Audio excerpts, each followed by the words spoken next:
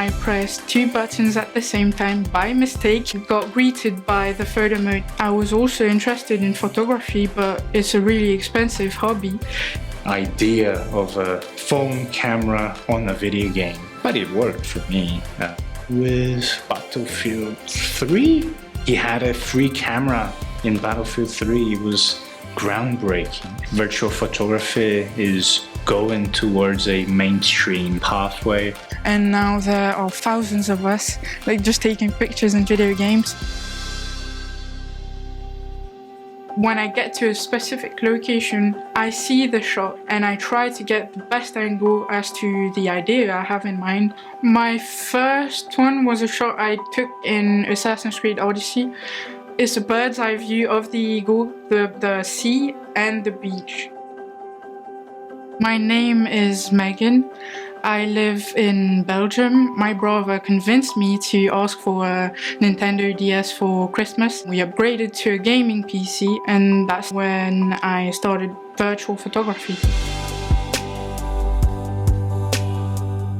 I'm Leo Sang. I was a former graphic designer turned freelance photographer.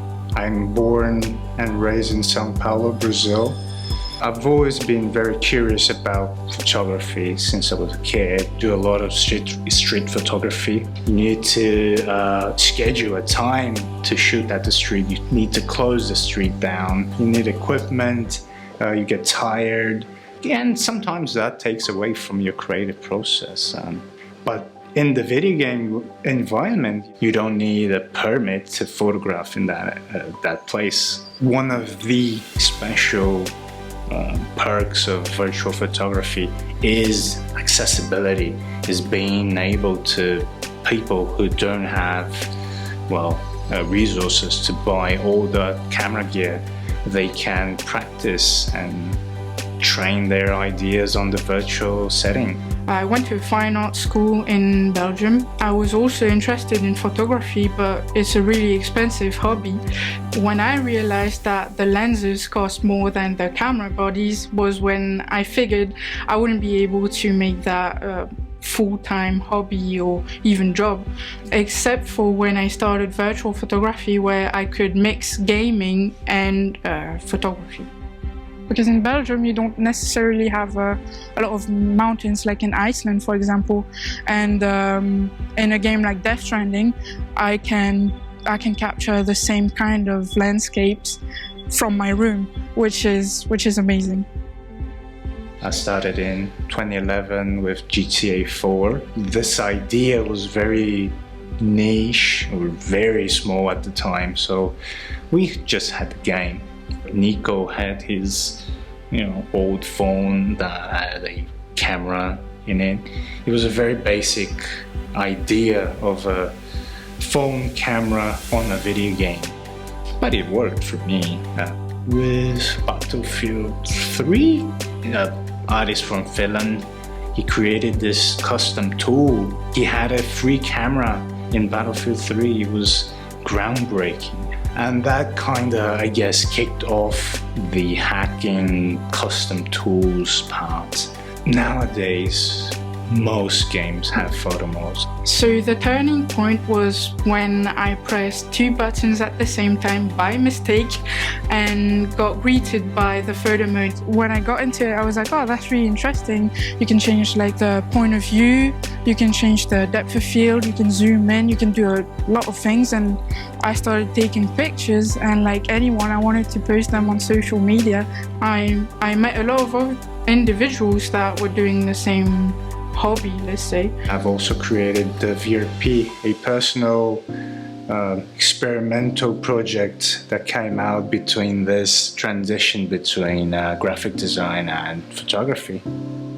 It was nice to see that I wasn't the only one appreciating all the details that went into developing the video games we captured, but also it was great meeting a bunch of individuals that had the same mindset and passion for video games. Back in 2018, I lost my father to cancer. Until now, I still have a hard time coping with the fact that I wasn't there.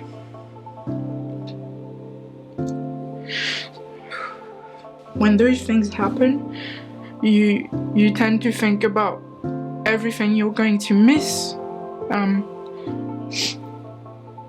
with them. And I was really lost. But ever since starting virtual photography, I met a lot of amazing individuals whom I could open to, and I got really supportive people around me. My mother, my girlfriend, some friends as well. Virtual photography was, let's say, my redemption.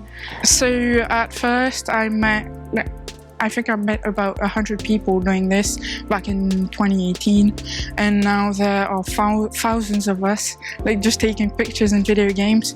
Really, I think it's one of the least toxic communities on social media in terms of helping one another. So as soon as I joined, people with thousands of followers were already sharing my shots and following me back and interacting with me, and soon enough I got a lot of amazing friends. I think virtual photography is going towards a mainstream-ish pathway. I myself did an exhibition with Telefónica from Spain. We did an exhibition in Madrid, and now we were discussing stereotypes in video games, either physically or culturally. But having these works outside to the public is already a good sign that people can see it as nice art. I would love for it to be my job, because then it wouldn't feel like a job. No matter what you game, we are all united by play.